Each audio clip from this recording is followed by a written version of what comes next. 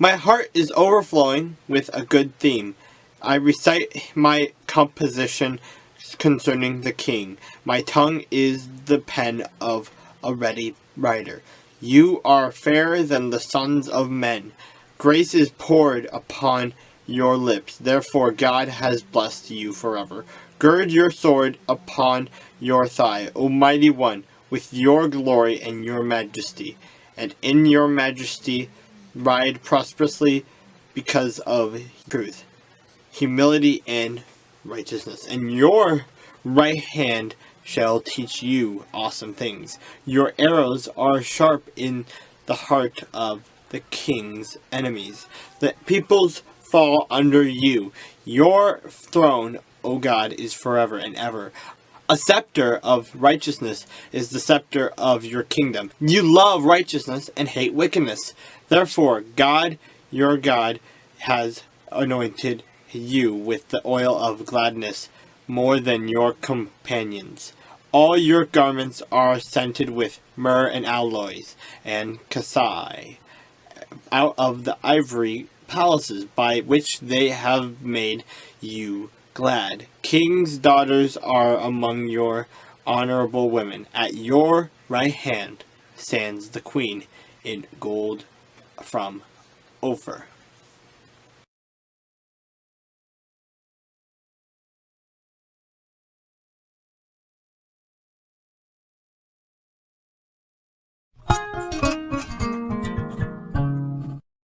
And a man of the house of Levi went and took as wife a daughter of Levi.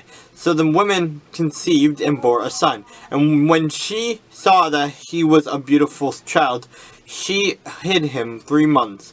But when she could no longer hide him, she took an ark of bulrushes for him, dubbed to it with asphalt and pitch, put the child in it, and laid it in the reeds by the river's bank. And his sister stood afar off, to know what would be done to him. Then the daughter of Pharaoh came down to bathe at the river, and her maidens walked along the riverside. And when she saw the ark among the reeds, she sent her maid to get it. And when she opened it, she saw the child, and behold, the baby wept. So she had compassion on him, and said, This is one of the Hebrews' children. Then his sister said to Pharaoh's daughter, Shall I go and call a nurse for you from the Hebrew women, that she may nurse the child for you? And Pharaoh's daughter said to her, Go. So the maiden went and called the child's mother. Then Pharaoh's daughter said to her, Take this child away, and nurse him for me, and I will give you your wages. So the women took the child and nursed him. And the child grew, and she brought him to Pharaoh's daughter, and he became her son. So she called his name Moses, saying, Because I drew him from out of the water. Now it came to pass in those days when Moses was grown, that he went out to his brethren, and looked at their burdens, and he saw an Egyptian beating a Hebrew, one of his brethren. So he looked this way and that way, and when he saw no one, he killed the Egyptian and hid him in the sand. And when he went out the second day, behold, 2 Hebrew men were fighting, and he said to the one who did the wrong, Why are you striking your companion? Then he said, Who made you a prince and a judge over us? Do you intend to kill me as you killed the Egyptian?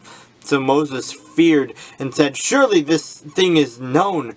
When Pharaoh heard of this matter, he sought to kill Moses. But Moses fled from the face of Pharaoh and dwelt in the land of Midian, and he sat down by a well. Now the priests of Midian had 7 daughters, and they came and drew water, and they filled the troughs to water their father's flock. Then the shepherds came and drove them away, but Moses stood up and helped them, and watered their flock.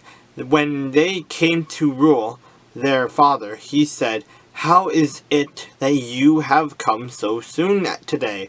And they said, an Egyptian delivered us from the hand of the shepherds, and he also drew enough water for us, and watered the flock. So he said to his daughters, and where is he?